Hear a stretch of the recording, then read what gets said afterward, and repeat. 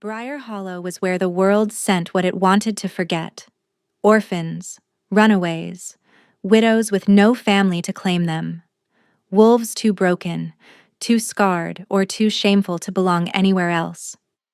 The village sat at the edge of the kingdom of Valdrin like a wound the realm refused to acknowledge, surviving on scraps and stubbornness, and the kind of hope that had learned to expect nothing. Nerissa had lived there for 3 years, long enough to know every hungry child by name, long enough to understand that no one was coming to save them, long enough to stop waiting. She was hanging laundry behind the orphan house when the beast appeared. It came from the tree line like a nightmare given form. Massive, black-furred, with eyes like molten amber and claws that gouged the earth with every step. The children screamed. Tiny bodies scattered in terror, some too frozen to run, just standing there crying as the creature prowled closer. Nerissa didn't think. She grabbed a stone from the ground and hurled it with every ounce of strength she possessed. It struck the beast square between the eyes. The creature stopped. Every villager who witnessed it stopped breathing. And then, impossibly, the beast picked up the stone in its massive jaws, walked calmly toward Nerissa, and dropped it at her feet.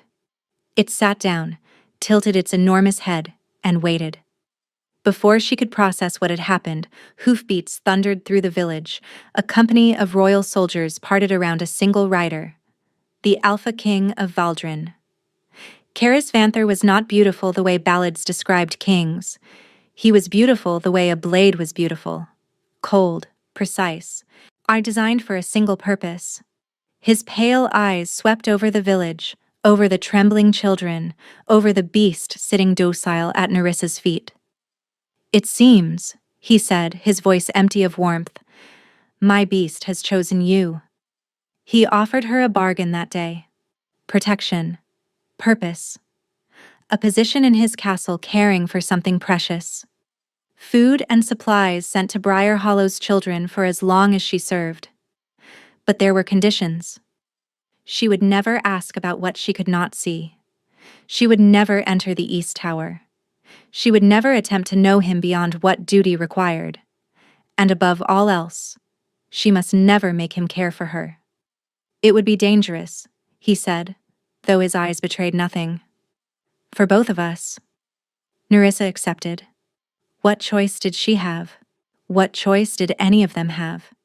But, as the king's carriage carried her away from everything she knew, one question burned in her mind. Why would the most powerful alpha in the realm bind himself to a woman the world had already discarded? Neither of them understood what that single throne stone had truly set in motion. The morning had begun like every other morning in Briar Hollow, with hunger. Nerissa woke before dawn, as she always did, to the sound of small coughs echoing through thin walls. The orphan house was drafty despite her best efforts, the gaps between boards stuffed with rags and dried moss that did little against the creeping autumn chill. 12 children, 12 mouths, and barely enough bread for 6. She moved quietly through the cramped sleeping quarters, adjusting threadbare blankets, pressing her palm to foreheads to check for fever. Little Oswin had been coughing for 3 days now.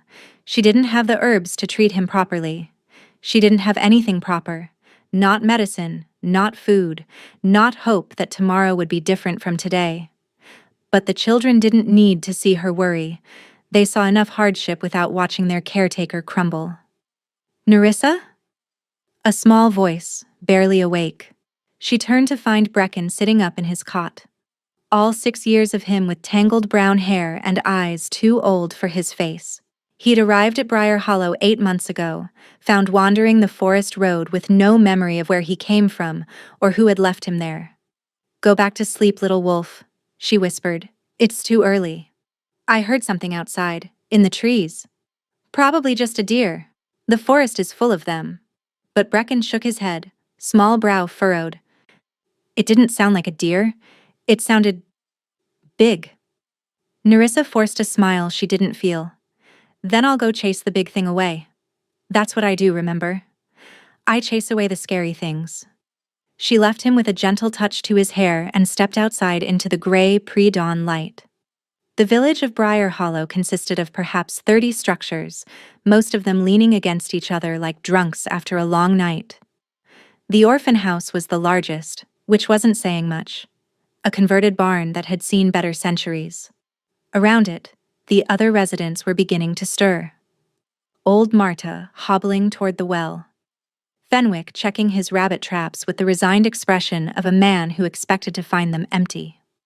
No one looked at Nerissa directly. They never did. She'd grown accustomed to it. The way conversations paused when she approached. The way mothers pulled their children a little closer when she passed. She knew what they whispered when they thought she couldn't hear. Cursed. Unclaimable.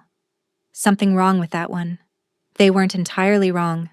3 years ago, Nerissa had arrived in Briar Hollow with nothing but the clothes on her back and a darkness in her eyes that made even the desperate keep their distance.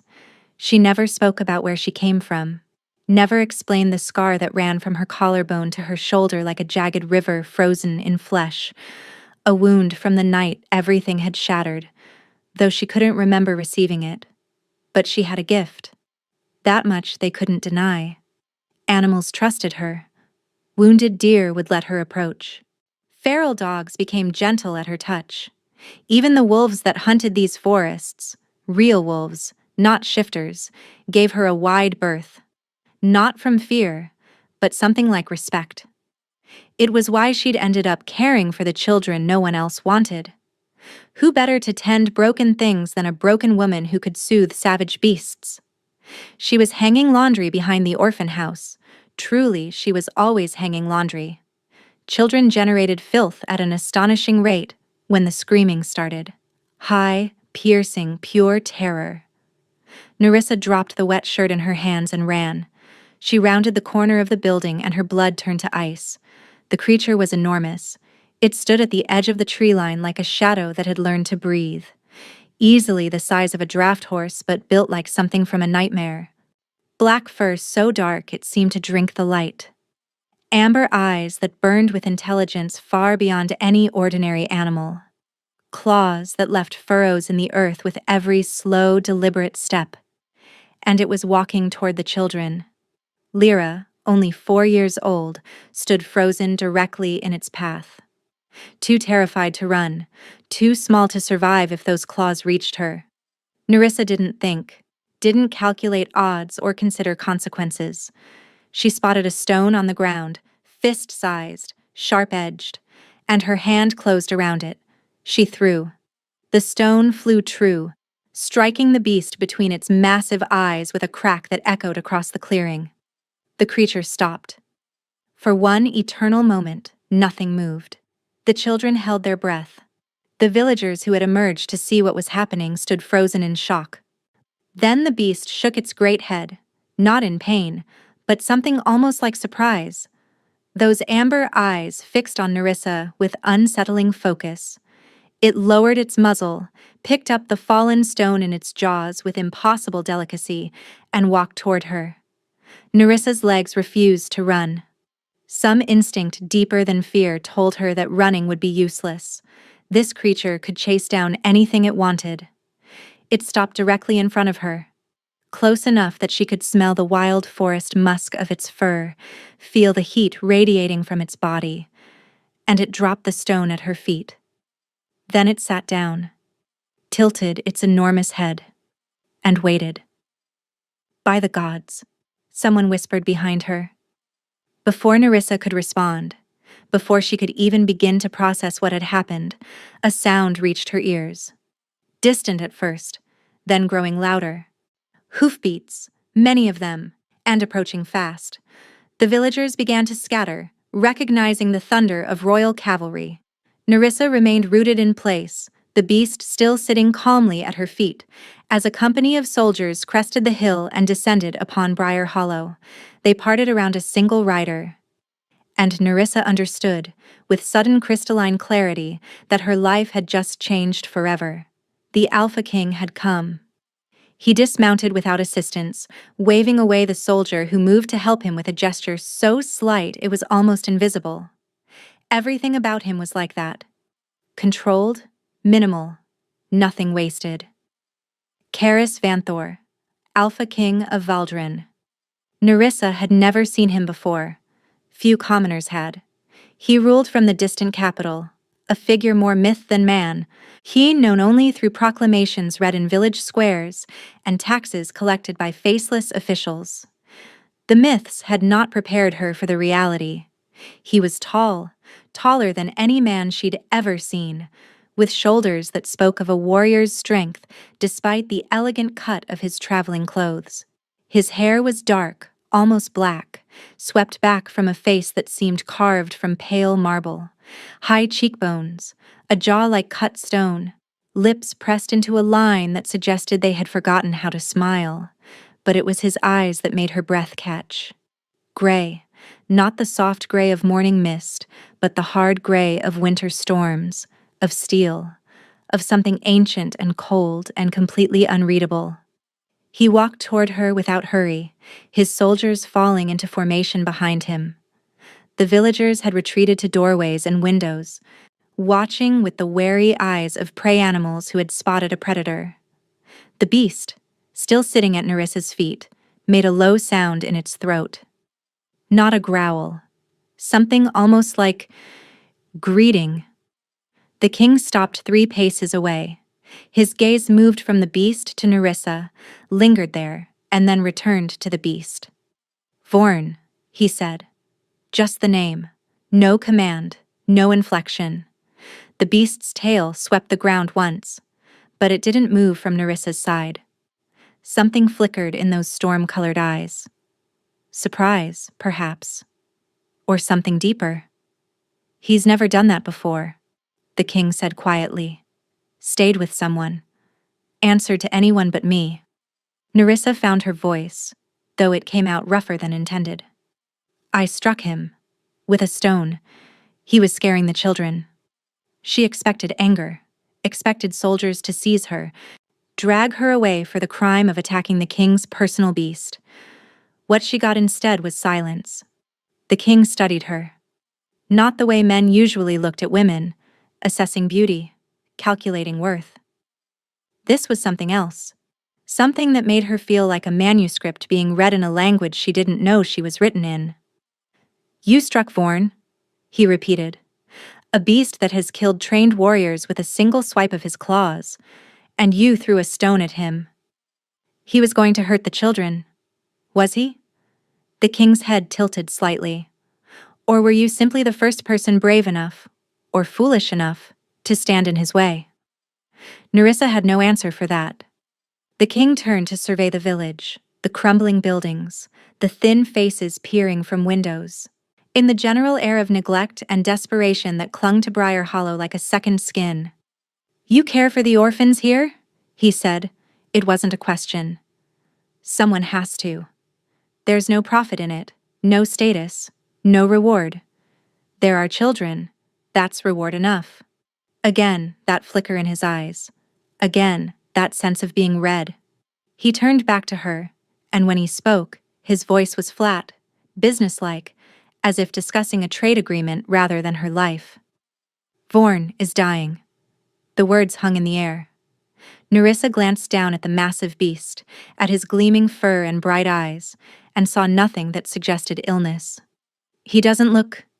It's not a sickness of the body. The king's jaw tightened almost imperceptibly. He is bound to me, has been since I was a child. When one suffers, the other suffers. When one weakens... He didn't finish the sentence. I have sought healers, witches, scholars. None have been able to help. Then why are you telling me this? Because Vorn has never chosen anyone before. Never stayed with anyone. Never shown interest in anyone. And then a village woman throws a stone at his head, and he brings it back like a pup playing fetch. Nerissa felt the weight of what he wasn't saying pressing down on her. You think I can help him? I think you're the first possibility I've encountered in 5 years of searching.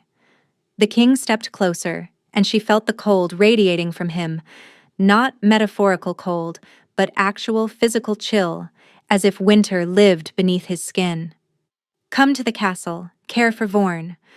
I will ensure this village receives supplies, food, medicine, clothing, building materials. Enough to see these children through 100 winters. Her pulse spiked. It was everything Briar Hollow needed, everything she'd prayed for and never received. And what do you want in return? Your presence. Your gift. Whatever it is that made Vorn choose you. Your complete discretion. His eyes held hers, unblinking. And your compliance with 3 conditions. Which are: you will never ask about what you cannot see. There are parts of the castle, parts of my life, that are not your concern. You will accept that? Nerissa nodded slowly. And the second? You will never enter the East Tower. For any reason, under any circumstance. A cold finger traced down her spine, but she nodded again. The third? The king was silent for a long moment. When he spoke, his voice was quieter, almost reluctant. You will not attempt to know me. And we will not share meals. We will not share conversation beyond what duty requires. We will not— He paused, something shifting behind those pale gray eyes. You will remain a servant. Nothing more. You're telling me to keep my distance. I'm telling you to stay alive. He turned away, signaling to his soldiers. Whatever happens, whatever you feel or think you feel as time passes, do not make me care for you. Nerissa's brow furrowed. Why would that? Because it would be dangerous. He cut her off, already walking toward his horse. For both of us. She should refuse. Every instinct screamed that something was wrong here, that she was walking into a trap she couldn't see, that a king who spoke of caring as dangerous was not a man to trust. But then she looked at Briar Hollow, at the hungry children watching from windows, at old Marta, who had given her last blanket to little Oswin, at a village that would not survive another winter without help. I accept, she called after him. The king paused, one hand on his horse's flank. He didn't turn around. Then gather what you need. We leave within the hour. As his soldiers began preparing for departure, Nerissa looked down at Vorn. The beast gazed up at her with those amber eyes, and for just a moment she could have sworn she saw something there. Understanding. Warning. And beneath it all, the faintest glimmer of hope.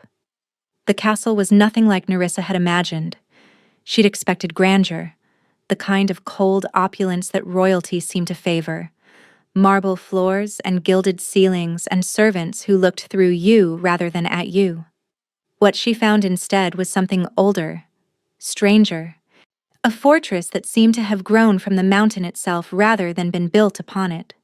Stone walls the color of thunderclouds, narrow windows that let in light, but revealed nothing of the rooms within. Towers that climbed toward the sky like claws reaching for something they could never grasp. And silence. Everywhere. Silence. Your chambers are in the west wing, the steward informed her.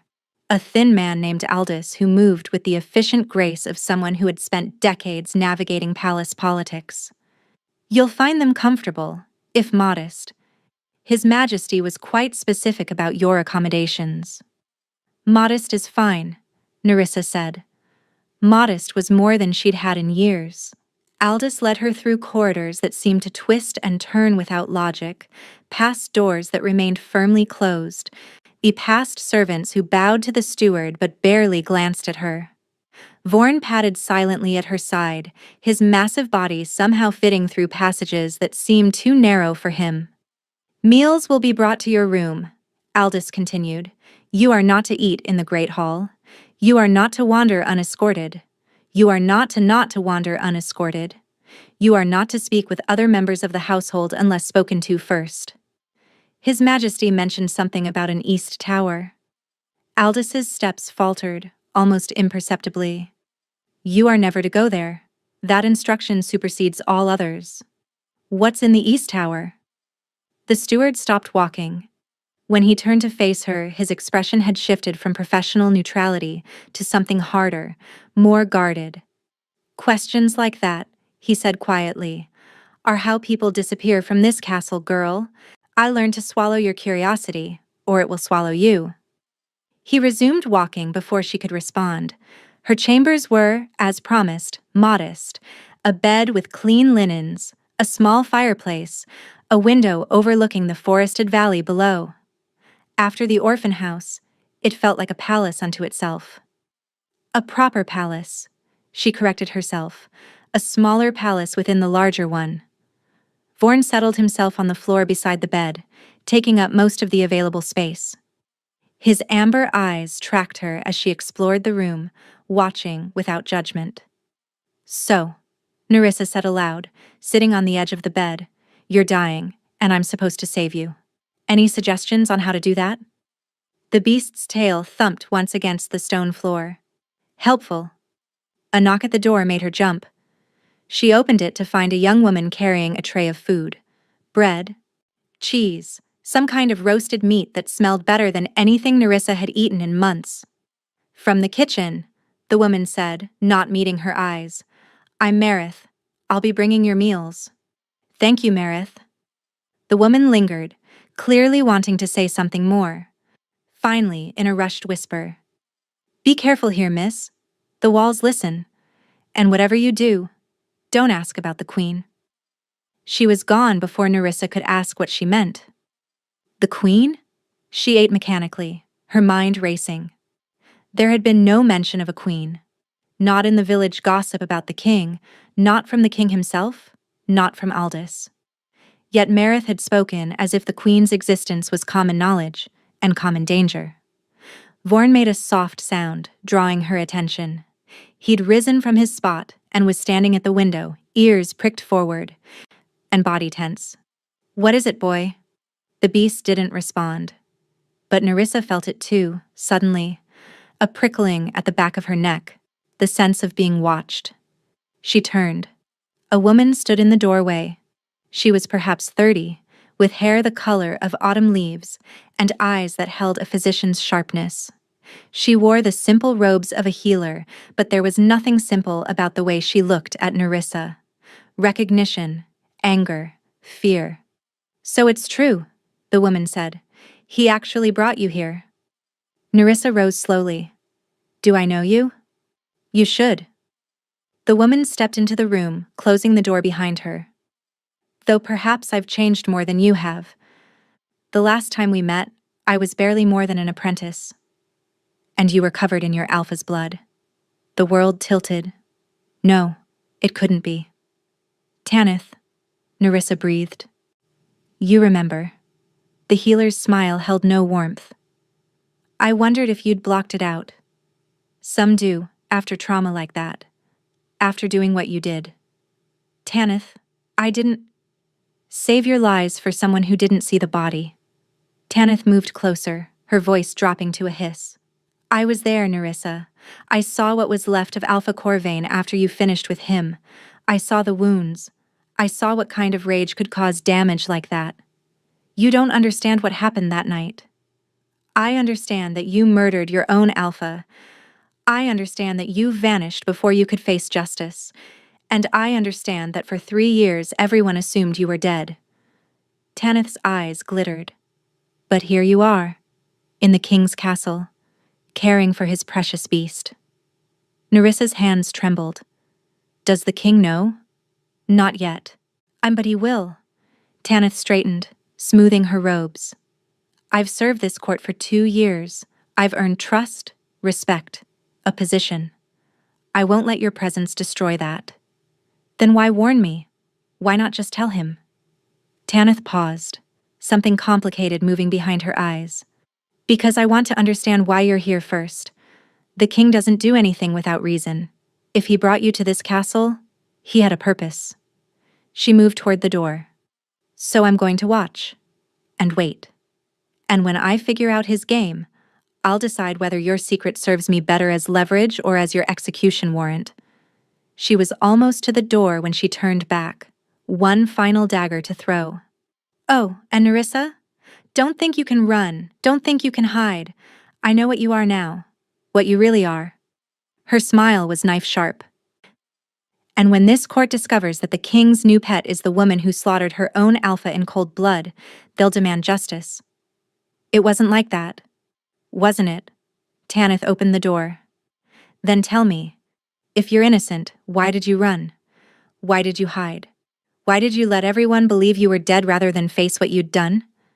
She left before Nerissa could answer. The door clicked shut with terrible finality. Nerissa stood frozen, her breath coming fast, her mind reeling. 3 years. 3 years of hiding, of building a new life, of convincing herself that the past was buried deep enough that it could never claw its way back. And now, in a single day, it had found her. Vorn pressed against her leg, a warm, solid weight. She sank to her knees and buried her hands in his dark fur, letting herself shake. I didn't kill him, she whispered to the beast. I swear to you, I didn't kill him. But even as she said it, the same doubt that had haunted her for 3 years crawled up from the depths of her memory. Because Tanith was right about one thing. Nerissa had been there that night. She had been covered in Alpha Corvain's blood, and she had no memory, none at all, of what had actually happened. The healers who'd examined her afterward said trauma could do that, could carve holes in the mind where unbearable things had been. But sometimes, in her darkest moments, Nerissa wondered if something else had stolen those hours from her. Something, or someone. Only the body. Only the blood. Only the screaming that might have been hers, or might have been his, or might have been something else entirely. Something that still prowled the dark corners of her nightmares. Outside her window, the sun was setting over Valdrin. The shadows were growing long. And somewhere in this castle, a cold king kept secrets that might prove even darker than her own. A week passed before Nerissa understood that she was being watched by more than just Tanith. The servants spoke to her only when necessary, their eyes sliding away the moment she looked at them. The guards who patrolled the corridors acknowledged her existence with curt nods. Nothing more. Even Marith, who brought her meals 3 times a day, had stopped offering warnings after that first night. But Nerissa felt the attention anyway, subtle, constant, like the pressure before a storm. A letter had arrived from Briar Hollow on her 3rd day. Aldous had delivered it with clear distaste. The king's supplies had reached the village as promised. The children had food, medicine, warm blankets. Little Oswin's cough was clearing. For the first time in years, Briar Hollow wasn't starving. That knowledge kept her going through the isolation. She spent her days with Vorn. The beast seemed to crave her presence in a way that defied explanation. When she entered a room, his amber eyes would track her with something almost like relief. When she sat beside him, his massive body would curl around hers as if protecting her from threats only he could see. And when she spoke to him, rambling conversations about nothing and everything, the way she'd once talked to the children of Briar Hollow, his ears would swivel toward her voice, attentive, listening. You're supposed to be dying, she told him one afternoon, scratching behind his ears. You don't look like you're dying. Vorn made a low, rumbling sound that might have been agreement. What am I supposed to do? The king brought me here to save you, but he won't tell me what's wrong. Aldous won't tell me anything. The servants act like I'm carrying plague. She sighed. And somewhere in this castle there's a woman who wants to see me executed for a crime I'm not even sure I committed. The beast's head lifted. His amber eyes met hers with unsettling intensity.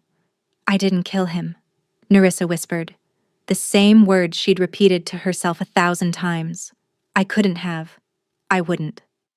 But the doubt remained. It always remained. A knock at her door shattered the moment. Aldous stood in the corridor, his expression even more pinched than usual. You're to attend the court gathering tonight, he announced. His Majesty's orders? Nerissa's stomach dropped. Court gathering? A formal event. Nobles from across Valdrin will be present. His Majesty wishes to introduce you. Introduce me as what? As the Keeper of Vorn. Aldous' lips thinned. There have been questions about why the king brought an unknown woman to the castle, about why his beast has bonded to her. Tonight, those questions will be addressed. And if I don't want to be paraded before the nobility? Aldous looked at her as if she'd suggested setting the castle on fire. The king's wishes are not requests. He produced a bundle of fabric from behind his back, a gown of deep forest green, finer than anything Nerissa had ever touched. Wear this. Be in the great hall by sunset.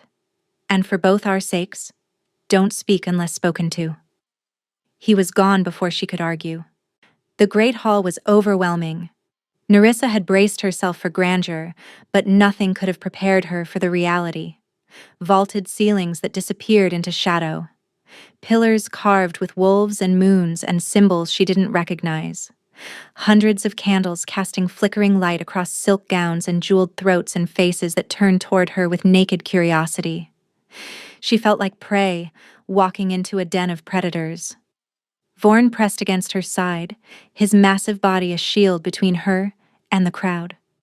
The nobles parted around them, not from courtesy, but from fear. Several women gasped.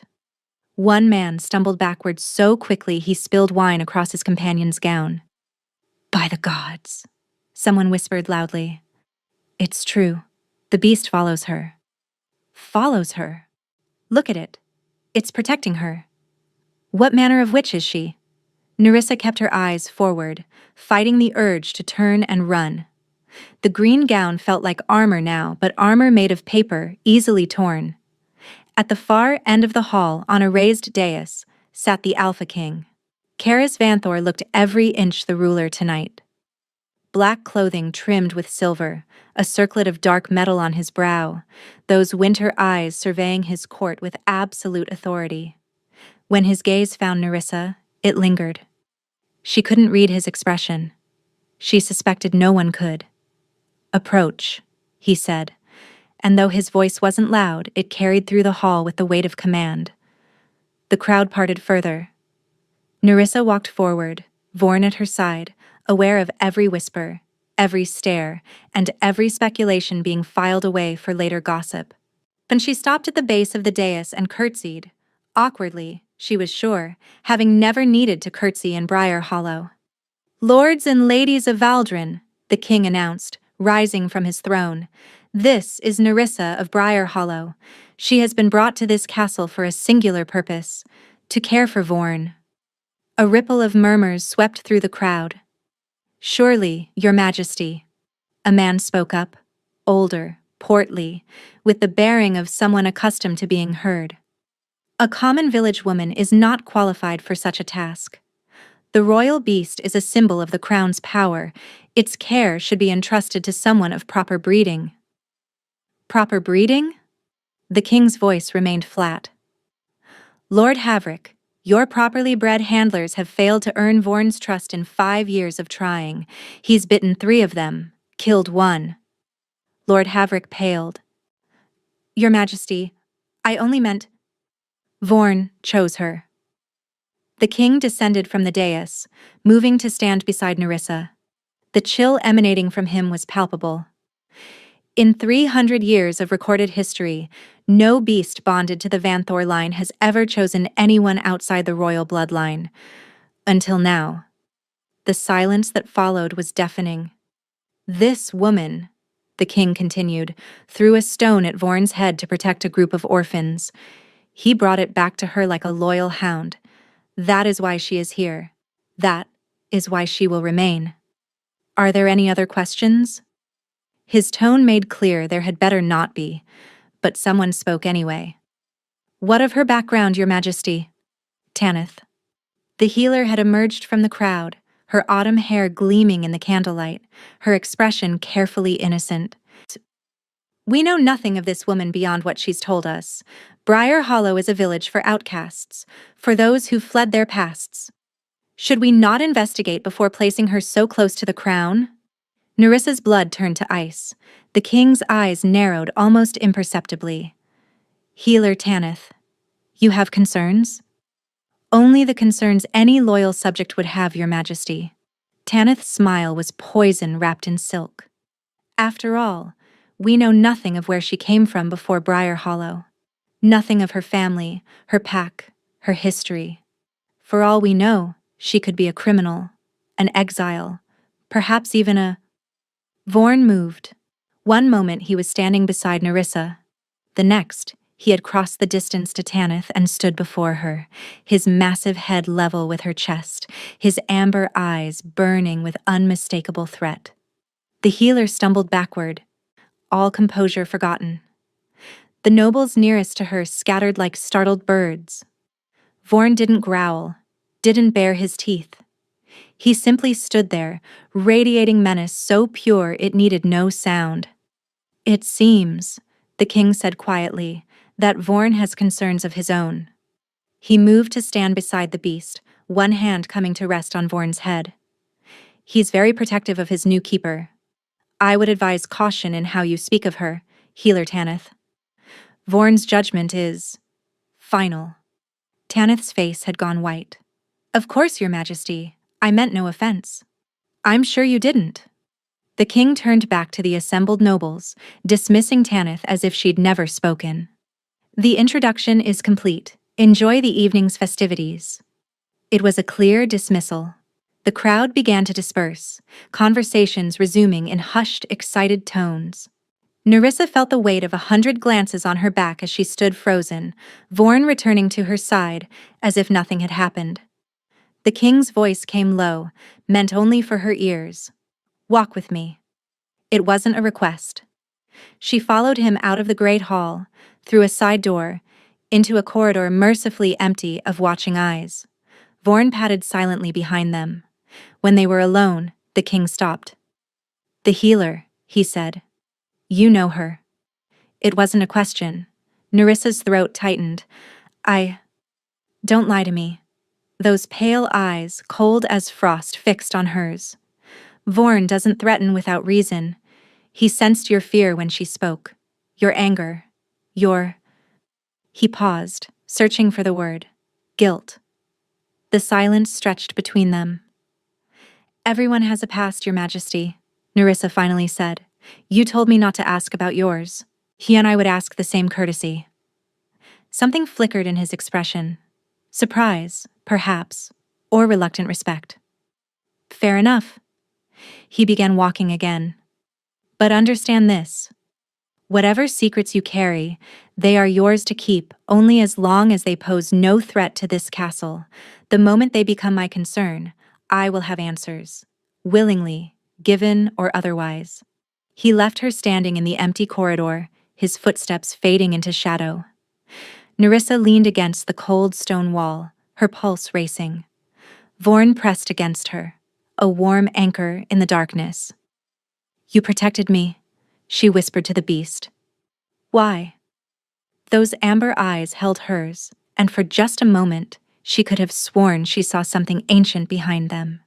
Something that knew far more than it should. Something waiting. Sleep wouldn't come.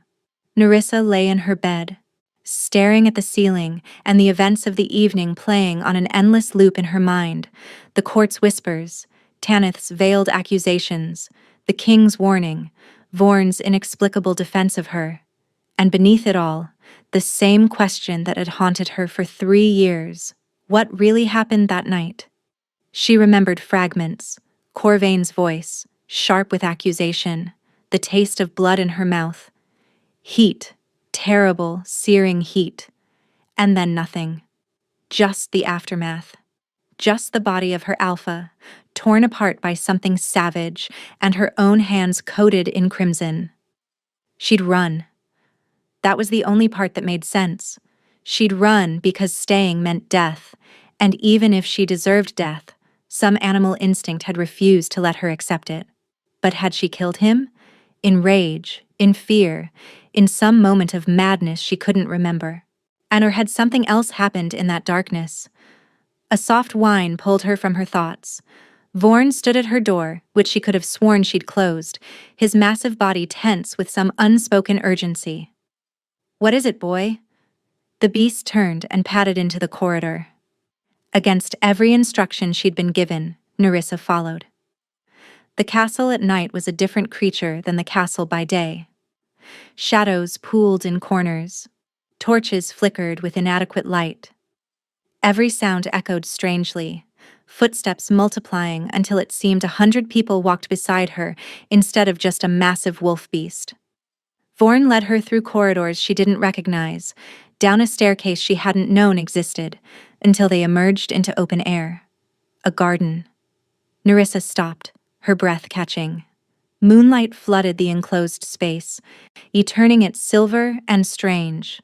A fountain burbled at its center, the water catching light like liquid mercury. Around it grew flowers that seemed to glow in the darkness, pale blooms she had no name for, their petals luminescent against the night. And sitting on the fountain's edge, his bare feet trailing in the water, was the king. He hadn't seen her yet. His head was bowed, his dark hair falling forward to shadow his face, and in the moonlight, stripped of ceremony and crown and the armor of command, he looked almost vulnerable. Nerissa started to retreat. This was private. She shouldn't be here. But Vorn had other ideas. The beast bounded forward with a joy she'd never seen from him, crossing the garden in 3 massive strides and pressing his head against the king's chest with a sound that was almost a purr. The king's hands came up automatically, burying themselves in dark fur. "You're supposed to be resting," he murmured. Then his eyes lifted and found Nerissa frozen at the garden's entrance. Neither of them moved. "I'm sorry," Nerissa blurted. "Vorn led me here. I didn't mean to intrude. He brought you intentionally." The king's voice held no accusation, only weariness. "He does that sometimes. Brings me things he thinks I need." Nerissa wasn't sure how to respond to being categorized as something the beast thought the king needed. "You should go back to bed," Karis said. But he didn't sound like he meant it, and his hands hadn't stopped moving through Vorn's fur, the gesture almost desperate in its tenderness. Nerissa found herself walking forward instead of retreating, and the flagstones were cool beneath her bare feet. She hadn't thought to put on shoes, and the night air carried the scent of those strange, glowing flowers. She stopped a few paces from the fountain. "You couldn't sleep either." "I rarely sleep." A pause. "It invites dreams." "Bad ones?" He didn't answer, but the tightening of his jaw told her enough. Nerissa sat on the fountain's edge, not too close, but close enough. The water was warmer than she expected, heated by some mechanism she couldn't see. "The flowers," she said, because the silence felt too heavy. "I've never seen anything like them. Moonblooms. They only grow in darkness. They die in sunlight." His voice was flat, reciting facts without emotion. "My mother planted this garden when I was a child. She said some beautiful things could only exist in shadow. She sounds wise. She's dead." Nerissa flinched. "I'm sorry." "Don't be. It was a long time ago." But something in his tone suggested that time hadn't softened the loss at all. They sat in silence for a long moment, the only sounds the fountain's gentle burble and Vorn's contented breathing. "You're cold," Nerissa said suddenly. The king's head turned toward her. "What?" "In the great hall, when you stood next to me, I felt it. And now," she gestured at his bare feet in the water, at his thin sleeping shirt. "It's barely above freezing tonight, but you're not shivering. You're not even uncomfortable." His expression shuddered. "I run cold. A family trait. Wolves don't run cold. Alphas especially. We're made of heat." She studied him, really studied him, noting the pallor of his skin, the way the moonlight seemed to pass through him rather than illuminate him. "What's wrong with you?" The question came out before she could stop it. The king stood, water dripping from his feet. "We're done here." "Your Majesty." "I said we're done." His voice cracked like ice breaking, and for just a moment Nerissa saw something beneath the cold control, pain, ancient and unhealed. "Go back to your room. Forget you saw this garden. Forget you saw me." He was already walking away, Vorn rising to follow. Karis. The name stopped him.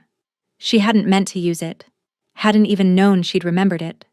But he turned, and his expression was no longer angry. He looked haunted. "Whatever it is," Nerissa said quietly, "you don't have to carry it alone." For 3 heartbeats, he simply stared at her. Then something shifted in those winter eyes. Not warmth, exactly, but something equally terrifying.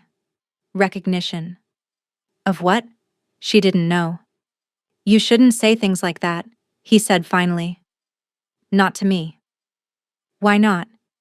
But he was already gone, swallowed by the shadows, Vorn trailing reluctantly behind.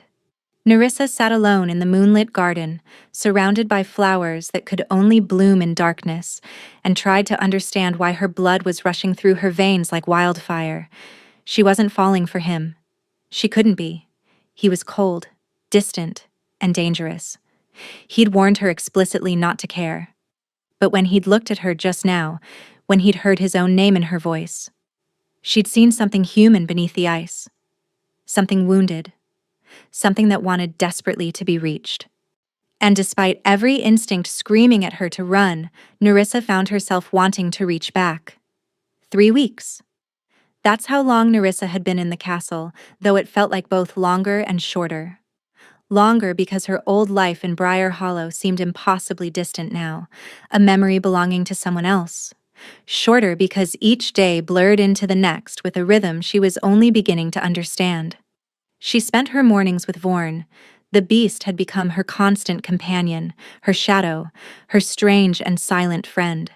She walked with him through the castle grounds, fed him from her own hands, brushed the dirt and leaves from his dark fur. The servants had stopped being quite so afraid of her, though they still gave Vorn a wide berth. And slowly, impossibly, the beast seemed to be better. Not healed. Nerissa wasn't foolish enough to believe that. But there was more life in his amber eyes, more spring in his massive stride. The castle's other healers had noticed it too. She'd heard them whispering in corridors, debating what had changed.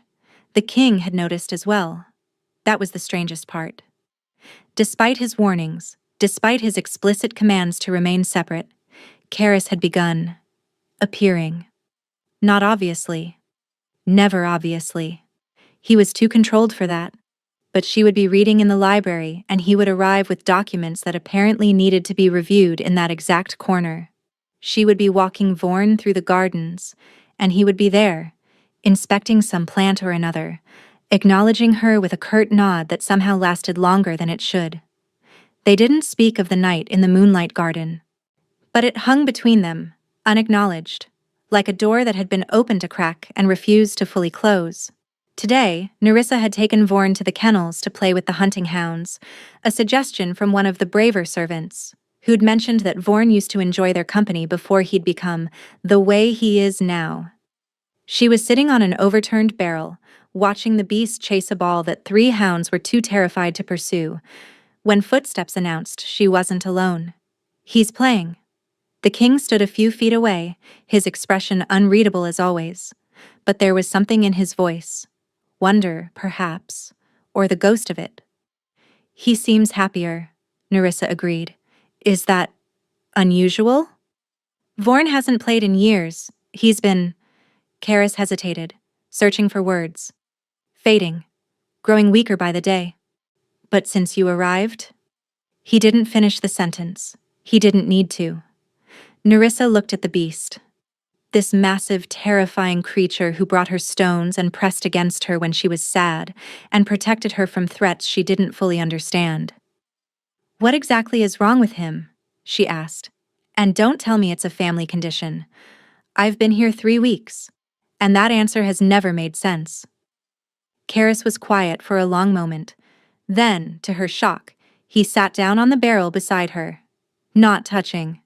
There was still a careful distance between them, but closer than he'd allowed himself before. Vorn is bound to me, he said finally. A blood bond, made when I was 7 years old.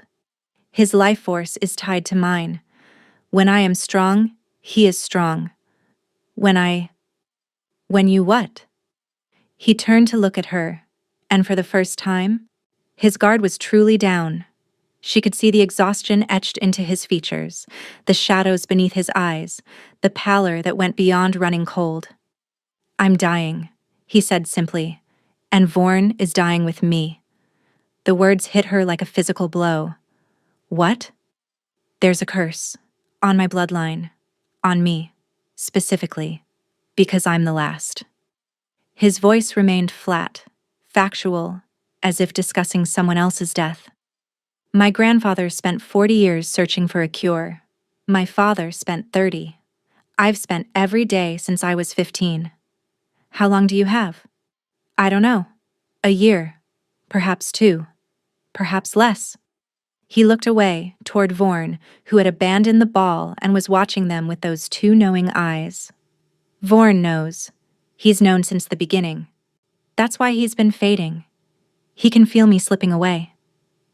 But if he's doing better now? You're not curing me, Karis said quickly. Whatever gift you have, it's easing his symptoms, not addressing the cause. The bond means he feels what I feel. Your presence comforts him. That's all. That's all. As if comfort meant nothing. As if being a balm to a dying creature's pain was a small thing. What is the curse? Nerissa asked. Maybe if I understood. No. The word was sharp. Final. I've told you more than I should have. More than I've told anyone who isn't bound by oath to keep my secrets. Then why tell me? He stood, putting distance between them again. When he turned back, his walls were rising, ice reforming over the cracks she'd glimpsed. Because you asked, he said, and for some reason I can't explain. And I wanted you to know. He left her sitting among the hounds, Vorn padding over to press against her legs, and Nerissa realized that her hands were shaking.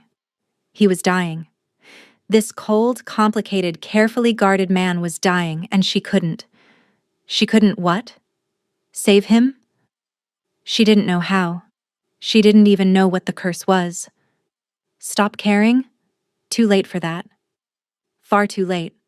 Somewhere in the last 3 weeks, between the stone she'd thrown and this moment, something had shifted. The ice around her heart. The protective shell she'd built after fleeing Corvain's pack. After the blood and the blackout and the running had begun to crack. And the man who'd warned her not to care was the one who'd broken through. I'm falling in love with him, she whispered to Vorn, the words terrifying in their truth. That's the stupidest thing I could possibly do. The beast made a sound that might have been agreement. That night, Nerissa couldn't stop thinking about what he'd said. I'm dying. The casual way he'd spoken, as if his own death was merely an inconvenience, the resignation in his voice. She paced her chambers, Vorn watching her from his usual spot by the fire. There had to be something she could do, some way to help. If her gift eased Vorn's suffering, perhaps it could. A sound stopped her mid-stride. It came from beyond her window, a distant howl, but not like any wolf she'd ever heard. It was wrong somehow, broken, full of pain that went beyond the physical. Vorn's head lifted, ears pricking forward. A low growl rumbled in his chest. Nerissa moved to the window and looked out into the darkness. The East Tower. And she could see it from here. That forbidden spire she'd been warned never to approach. And at its peak, in a window she could barely make out, a light flickered. The howl came again. Closer this time, or perhaps just louder. And then she saw it. A figure in the window. Just a silhouette, barely visible against the candlelight behind it. But the shape was wrong. Not quite human. Not quite wolf. Something in between. Something suffering. The figure moved, pressing against the glass, and for one heart-stopping moment Nerissa could have sworn it was looking directly at her. Then the light went out, and the tower was swallowed by darkness. Nerissa stood frozen, her breath coming in shallow gasps, her mind racing. What you cannot see. Never enter the East Tower. Don't speak of the Queen. The warnings crashed together in her mind, forming a picture she couldn't quite resolve. The king was hiding something. Something more than his curse, something more than his impending death. Something in that tower that howled in the night like it was being torn apart from the inside. And whatever it was, Nerissa realized with growing horror, it had seen her too. She waited 3 nights before her resolve broke. 3 nights of lying awake, listening for that broken howl. 3 nights of watching the East Tower from her window, searching for the flickering light, the wrong-shaped silhouette. 3 nights of telling herself that the king's secrets were none of her concern. On the 4th night, Nerissa stopped pretending. She waited until the castle had gone quiet, until even the guards' footsteps had faded to distant echoes. Then she slipped from her chambers, Vorn padding silently at her side. The beast knew where she was going. She could feel his tension, the way his muscles coiled beneath his fur. But he didn't try to stop her. If anything, he seemed to be leading. The East Tower was older than the rest of the castle. She could see that now, up close. The stones were darker, weathered in ways the other walls weren't. Moss grew thick in the cracks, and the door at its base was not locked with any ordinary mechanism. Chains. Heavy iron chains wrapped around the handle and bolted to the stone. Not to keep people out, Nerissa realized with dawning horror, to keep something in. Vorn, she whispered. What is this place? The beast pressed against her, that low whine building in his throat again. His amber eyes fixed on the door with something she'd never seen from him before. Grief. You know what's in there, don't you? You've always known. Vorn's massive head bowed. Nerissa's hands went to the chains. They were cold. Supernaturally cold. The same chill that radiated from the king. And as she touched them, she felt something else. A pulse. Faint. Rhythmic. Like a heartbeat trapped in iron. Magic. Old magic. The kind that predated kingdoms and laws and everything civilized. I can't let you do this. She spun. The king stood at the corridor's end, still dressed in his evening clothes, his face carved from shadow and moonlight. How long have you been following me? Nerissa demanded. Since you left your room. He moved closer, each step measured, controlled. I told you never to come here. You told me many things. You also told me you were dying, and then walked away, like it meant nothing. Something flickered in his winter eyes. It means everything. That's why you can't be here. What's in the tower, Caris? Don't. What's in the tower? His jaw clenched. The frost in the air around him intensified until Nerissa could see her own breath misting between them. My mother, he said finally. The words hung there, impossible. His mother. Dead, he'd told her. Dead for a long time. You said she? I said what I needed you to believe. He moved past her, pressing his palm against the chains. They seemed to recognize him, the iron warming slightly at his touch. She's not dead. She's changed. The curse took her mind first, then her body. By the time I was old enough to understand what was happening, she was already gone. What's left? His voice cracked, just barely. What's left is not the woman who raised me. Nerissa felt her heart shatter. All this time, all his cold distance, his walls, his warnings. He'd been carrying this alone. The curse transforms those of your bloodline, she said slowly, piecing it together. That's what's happening to you. That's why you're so cold. The cold comes first, then the emptiness, then the hunger for something that can never be satisfied. He turned to face her, and in the moonlight she could see traces of what he would become, the pallor deepening, the shadows under his eyes like bruises. My grandfather lasted until 50. My father until 43. I've already outlived them both. Every day is borrowed time. There has to be a way to break it. There isn't. Trust me. And I've spent my entire life searching. Then why did you bring me here? The question burst out of her, raw with frustration. Why Vorn? Why any of this if you've already given up? I haven't given up on Vorn. His voice softened. When I'm gone, he'll need someone he trusts, someone who can... I don't want to be Vorn's keeper after you're dead. The words echoed through the corridor, too loud, too honest. I don't want you to die at all. Silence. Caris stared at her as if she'd spoken in a language he didn't understand. You barely know me, he said quietly. I know enough. Nerissa stepped closer, ignoring every warning screaming in her mind. I know you visit Vorn when you think no one's watching. I know you send double rations to Briar Hollow even though our agreement only required basic supplies. I know you sat with me in a garden full of flowers that only bloom in darkness and told me about your mother because you wanted me to understand, even when you couldn't explain why. Nerissa, I know you're kind, Karis. Underneath all the ice, and the distance, and the walls you've built. And I know, her voice broke. I know I'm falling in love with you, which is the most foolish thing I've ever done in a life full of foolish choices. He moved so fast she barely saw it. One moment there was distance between them. The next, his hands were cupping her face, his forehead pressed to hers, his breath cold against her lips. Don't, he whispered, and the word was agony. Please don't. Too late. You don't understand. The curse. It's not just transformation. It's isolation. Anyone I love? Is anyone who loves me? I don't care. You should. His thumbs traced her cheekbones, the touch reverent and desperate. You should run as far from me as you can. You should forget you ever threw that stone. I can't. Nerissa. She kissed him. It wasn't gentle. It wasn't careful. It was 3 weeks of tension and longing and impossible hope crashing together like waves against stone. His lips were cold, but they warmed against hers. His hands tangled in her hair, pulling her closer, and for one perfect moment there was no curse, no dying, and no secrets. Just them. Then Karis made a sound, pain, not pleasure, and wrenched himself away. His hand flew to his chest. His face went white.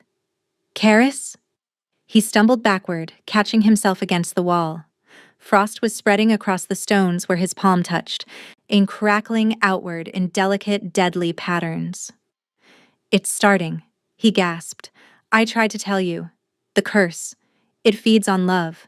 Every time I feel it, every time someone feels it for me. He doubled over, a groan tearing from his throat. And Nerissa watched in horror as frost began to spread across his skin. She caught him before he could fall.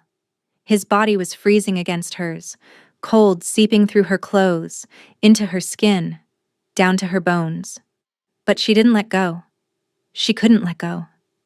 Karis, stay with me. Stay with me. His eyes found hers, already glazing with pain. I tried to warn you, he whispered. The curse takes everyone I care for. Everyone who cares for me. It feeds on the feeling, grows stronger with every... He convulsed, the words cutting off. Nerissa dragged him toward the wall, lowering him to the ground, and her hands pressed against his chest, feeling the cold spreading beneath his shirt like a living thing. Then stop feeling it, she demanded. Push me away, hate me. Whatever you have to do, I can't. The words came out broken, half laughing and half sobbing. Don't you understand? I've spent my entire life not feeling. Keeping everyone at distance, refusing to let anyone close enough to trigger the curse. His hand found hers, fingers intertwining. And then, you threw a stone at my beast, and I felt something for the first time in years. Something I couldn't control. Karis, I should have sent you away. The moment Vorn brought that stone to your feet, I should have known. His grip tightened. But I was selfish. I wanted to see what it felt like, to care about someone, to be cared for. Tears were streaming down Nerissa's face, freezing on her cheeks as they fell. This isn't your fault. Yes, it is.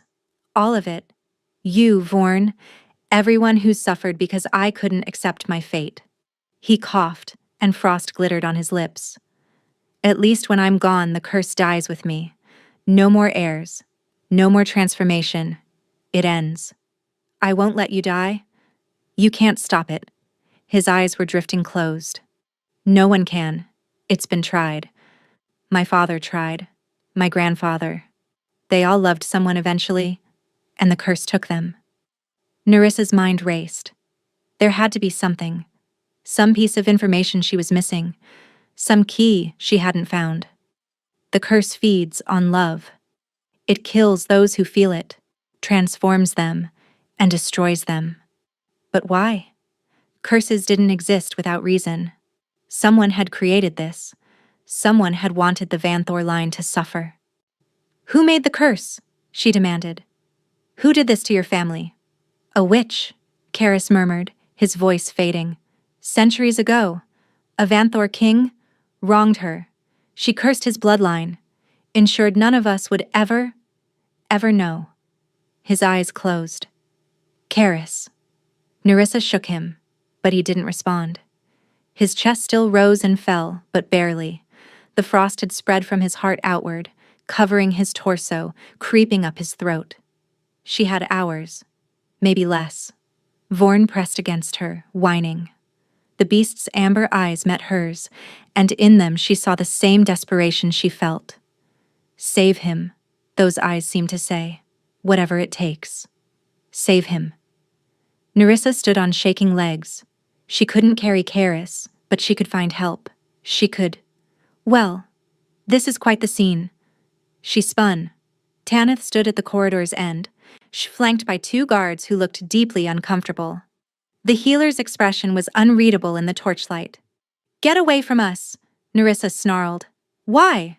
So you can watch him die alone?" Tanith moved closer, her eyes fixed on the king's frost-covered form. "The curse is accelerating. You must have done something to trigger it. A confession, perhaps? A kiss?" Nerissa's hands curled into fists. "If you're here to gloat, I'm here because I've been watching that tower for weeks, waiting for you to do something foolish." Tanith knelt beside the king, pressing 2 fingers to his throat. "Still alive. Barely. He has perhaps 3 hours before the transformation becomes irreversible." "Transformation into what? What do you think lives in that tower, girl?" Tanith's eyes met hers. "What do you think his mother became?" Horror flooded through Nerissa. "No. The curse doesn't just kill, it changes. Every Vanthor who's loved and been loved becomes a creature of ice and hunger, trapped between human and beast. The king's mother has been in that tower for 15 years. If we don't stop this, he'll join her." Nerissa's mind latched onto the one word that mattered. "We?" Tanith was quiet for a long moment. When she spoke again, her voice was different, softer, conflicted. "I've been lying to you about many things." She stood, brushing off her robes. "I didn't come to this castle as a simple healer. I came to watch. To wait. To see if the curse could truly be broken." "Why would you care about breaking it?" "Because my grandmother created it." The ground seemed to drop beneath her feet. 300 years ago, Wadi, a Vanthor king, seduced her, promised her marriage, then cast her aside when she became pregnant with his bastard. She cursed his bloodline in retaliation, ensured that none of his descendants would ever know love without suffering for it. Tanith's jaw tightened. What she didn't realize was that curses have consequences. The magic bound her bloodline to theirs. Every generation, one of her descendants is drawn to the Vanthors, pulled toward them, unable to resist. "You're descended from the witch." "Yes, and I've spent my entire life studying her work, trying to understand it, trying to find a way to end what she started." Her eyes flickered with something almost like shame. "I didn't tell you the truth about Alpha Corvain because I needed you afraid, needed you compliant. But the king is dying, and if I don't act now, in everything I've worked for dies with him." Nerissa's blood ran cold. "What didn't you tell me about Corvain?" "You didn't kill him, Nerissa." Tanith's voice was flat. "I did." The words hit like a physical blow. "What?" "Corvain was researching the Vanthor curse. His grandmother had been a Vanthor, a bastard branch, hidden and forgotten, but the blood was there. He'd found something, a clue to breaking the curse that haunted his own lineage." Tanith's gaze dropped. "I couldn't let him be the one to break it. My grandmother created this curse. If anyone was going to end it, it had to be me, her descendant. On my terms, in my way. Corvain would have bungled it, broken it wrong, and the backlash could have killed dozens. So you killed him instead, and let me think I'd done it. I needed you broken, afraid, easy to manipulate if I ever needed you. Tanith's voice held no apology. But I also know how the curse can be broken. I've always known. Then why haven't you? Because breaking it requires sacrifice, not death, something harder. The cursed one must accept love fully, without reservation. Must believe they deserve it. Tanith's gaze moved to Karis's frozen form. Every Vanthor who's ever loved has done so with guilt. With the knowledge that their feeling would hurt someone, that guilt feeds the curse, makes it stronger. He has to believe he deserves to be loved, Nerissa whispered. Yes, and in 300 years, not a single Vanthor has managed it. They all believed they were poison. They all held back some part of themselves.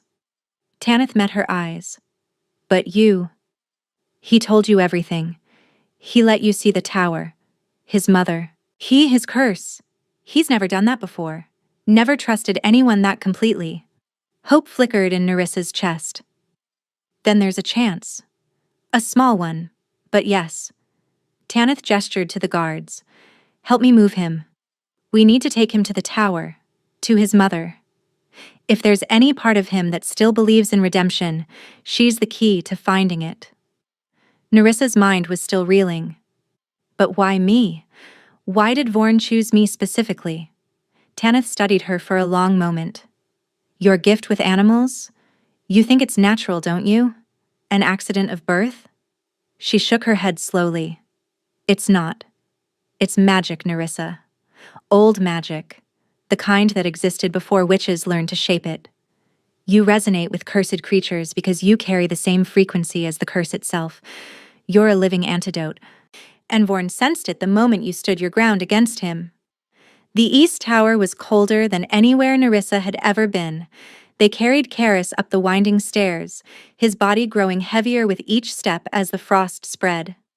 By the time they reached the top, ice crystals had formed in his hair, on his eyelashes, across his pale lips. The chamber at the tower's peak was both prison and sanctuary. Thick chains hung from the walls, some broken, some still intact. Frost covered every surface, the floor, the ceiling, the narrow window that looked out over the kingdom. And in the corner, curled into herself like a wounded animal, was the queen.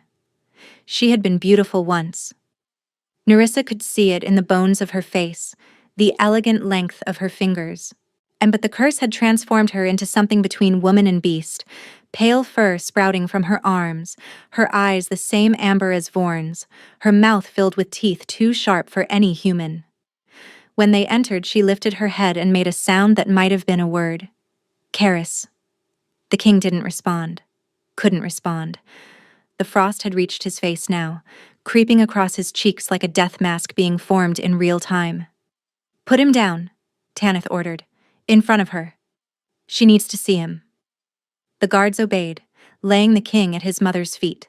The queen, the creature that had been the queen, crawled forward, her clawed hands reaching for her son's face. So cold, she whispered. My boy. So cold. Tears froze on Nerissa's cheeks. This was what awaited Karis. This half-existence, this endless winter of body and soul. And unless she could reach him. She knelt beside him, taking his frozen hand in hers. Karis, Karis, can you hear me? Nothing, not even a flicker of response. He's too far gone, one of the guards muttered. We should prepare the chains. No. Nerissa's voice cracked through the chamber. He's not gone. He's in there somewhere, and I'm going to find him. She closed her eyes, reaching for that strange gift that had always lived inside her. The thing that made animals trust her, that had drawn Vorn to her side, that let her sense the pain and fear and hope of creatures who couldn't speak. Karis, she thought, pushing the name into the darkness. I know you can hear me. I know you're fighting. Cold. Endless cold. A void that seemed to swallow everything. You told me not to love you. You said it would be dangerous. But you never asked me not to. Deeper, past the ice, past the emptiness, searching for the warmth she knew existed. You showed me your mother, your curse, your dying beast. You showed me everything, and you didn't have to. You could have kept your distance, stayed safe behind your walls, but you didn't. There, a flicker, faint, but real. You let me in because you wanted to be known. You wanted someone to see you. Not the king, not the curse. Just you. And I did. I do. I see you, Karis. The flicker grew stronger. She could feel him now. His presence. His essence. Buried beneath layers of ice and self-hatred and 300 years of inherited despair. You think you don't deserve love. You think caring about someone makes you a monster. But the only monster here is the curse itself. And curses can be broken. She felt his response. Not words, but emotion, disbelief, longing, fear. I'm not afraid of you, she told him. I'm not afraid of what you might become. Because I know who you are. You're the man who sends extra supplies to orphans, who sits with his beast in moonlit gardens, who carries his mother's madness alone because he can't bear to let anyone else share the burden. The ice around his heart was cracking. She could feel it, fissures spreading through the cold, warmth bleeding through. You deserve to be loved, Karis, not despite what you are, but because of it. And I'm going to keep telling you that until you believe it. Nerissa. His voice. Weak. Fractured. But his voice. She opened her eyes. The frost had stopped spreading. His eyes were open, fixed on hers, filled with something she'd never seen from him before. Wonder. Hope. Love. Unfettered and unashamed. I believe you, he whispered. The curse exploded outward, shattering like ice struck by lightning. Crystals caught the moonlight like 1,000 tiny stars. The cold that had filled the chamber vanished, replaced by warmth that seemed to radiate from Karis himself. And in the corner, the queen screamed. But it wasn't a scream of pain. It was release. 300 years of suffering, of transformation, of being trapped between forms. All of it breaking apart as the curse unwound. The fur receded, the claws softened, the sharp teeth dulled. And slowly, impossibly, the monster became a woman again. She lay gasping on the floor, aged and frail but human. Fully, completely human. Mother. Karis struggled to his feet, Nerissa helping him, and crossed to kneel beside the woman who had birthed him. Mother. Can you hear me? Karis. Her voice was rusty with disuse but clear. My son. My beautiful boy. Tears streamed down her weathered face. You broke it. You finally broke it. Not me. He looked back at Nerissa, and his expression made her breath catch. Her. She found me in the dark. She refused to let me go. Tanith stood in the doorway, her face unreadable. It's done then. The curse is broken. Yes. Karis rose, keeping his mother's hand in his. And you have much to answer for, healer, starting with the murder of Alpha Corvain. The guards shifted, hands going to their weapons. Tanith didn't run, didn't fight. She simply nodded, as if she'd always known this moment would come. I'll tell you everything, she said quietly.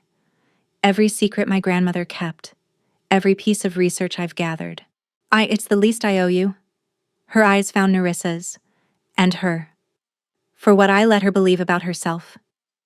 They led Tanith away in chains, and in the tower that had been a prison for so long, Nerissa stood with the man she loved, watching the first rays of dawn break over the kingdom. 3 months later, Briar Hollow had a new name. The king, no longer cold, no longer cursed, had decreed that the forgotten village would be rebuilt, renamed, transformed into a sanctuary for those the world had discarded. They called it Stonehaven now, because of the stone that had started everything. Nerissa stood at the center of the village square, watching the construction crews work. New buildings were rising where crumbling shacks had stood. A proper school, a healing house, homes with thick walls and warm hearths, and the orphan house, rebuilt 3 times its original size, with room for every abandoned child in the kingdom. "You're crying again." She turned to find Karis watching her, a small smile playing at the corners of his mouth. He looked different now. Color in his cheeks, warmth in his eyes, none of the haunted pallor that had marked him before. "I'm not crying," she lied, wiping her cheeks. "It's the dust from the construction." "Of course." He moved to stand beside her, his arm coming around her waist in a gesture so natural it stole her breath. "The dust that only affects your eyes when you're looking at happy children. It's a very specific type of dust." "Clearly." They watched in comfortable silence as Brecken, healthy now, thriving, led a group of younger children in some complicated game involving sticks and pine cones. Vorn lay nearby, serving as an obstacle that the children had to climb over, his tail wagging every time one of them tumbled across his massive back. The beast had changed too. The shadow of death had lifted from him, leaving behind an animal who seemed determined to make up for years of joyless existence by playing with every child he could find. "Tanith's trial concluded yesterday," Karis said quietly. Nerissa nodded. "I heard. She'll spend the rest of her life in service to the crown, cataloging her grandmother's research, finding ways to undo the harm that was done." He paused. "It's not the execution many called for." "Is that what you wanted? Execution?" "I wanted justice. But I've learned that justice isn't always about punishment." His arm tightened around her. "Sometimes it's about transformation, about taking something broken and finding a way to make it useful." Nerissa thought of herself 3 years ago, running, terrified, convinced she was a monster. Thought of the woman she'd become, the woman who'd faced down a king's curse and won. "Your mother is doing better," she said. "She is. The healers say she'll make a full recovery, though it will take time." His voice softened. "She asked about you. Wants to thank you properly." "She doesn't need to thank me." "Try telling her that." He turned her to face him, his hands coming to rest on her shoulders. "Try telling anyone in this kingdom that the woman who broke the Vanther curse doesn't deserve gratitude." Nerissa felt her cheeks flush. "I didn't do it alone." "No. You did it with stubborn determination, an absolute refusal to let me die, and a well-thrown stone." His smile grew. "Speaking of which, I have something for you." He reached into his pocket and produced a small box. Inside, resting on velvet, was a ring. But not just any ring. The band was made of dark iron, and set into it was a stone. Small, rough-edged, unremarkable. The stone she'd thrown at Vorn. "You kept it," she breathed. "Vorn kept it. He brought it to me the night you arrived and refused to take it back." Karis lifted the ring, holding it between them. "I had it set into iron from the chains that bound my mother's tower, a reminder that even the heaviest bonds can be broken." Nerissa couldn't speak, could barely breathe. "I know I said I would never love you," Karis continued, his voice rough. "I know I warned you away, told you caring would be dangerous, but I was wrong. Caring for you was the least dangerous thing I've ever done, and it was the thing that saved me." "Karis." "Marry me, Nerissa." The words came out sure and strong. "Not because the kingdom expects it, not because you saved my life, but because I cannot imagine facing another sunrise without you beside me. Marry me, and let me spend the rest of my very long, curse-free life proving that you made the right choice when you threw that stone." She kissed him instead of answering. The children cheered. Vorn howled in what could only be described as approval. Somewhere in the crowd that had gathered, when had a crowd gathered? Someone started applauding. When they finally broke apart, Nerissa was laughing and crying, and happier than she'd ever been in her life. "Is that a yes?" Karis asked, slightly breathless. "That's a yes." She took the ring from his fingers and slipped it onto her own hand. And the stone caught the light, unremarkable and perfect. But I have one condition. Name it. No more secrets. No more locked towers or forbidden questions. Whatever we face together. His smile was like the sun breaking through clouds. Together, he agreed, always. The wedding was held in the moonlight garden, surrounded by flowers that bloomed only in darkness. The queen, restored, recovering, radiant with joy, sat in the place of honor, her frail hand clasped in that of a nurse who had become a friend during her long rehabilitation. Vorn served as ring-bearer, carrying the bands in a pouch around his massive neck. The children of Stonehaven threw petals that had been specially gathered from every corner of the kingdom. And as Nerissa walked toward the man who had once been made of ice, she thought about the journey that had brought her here.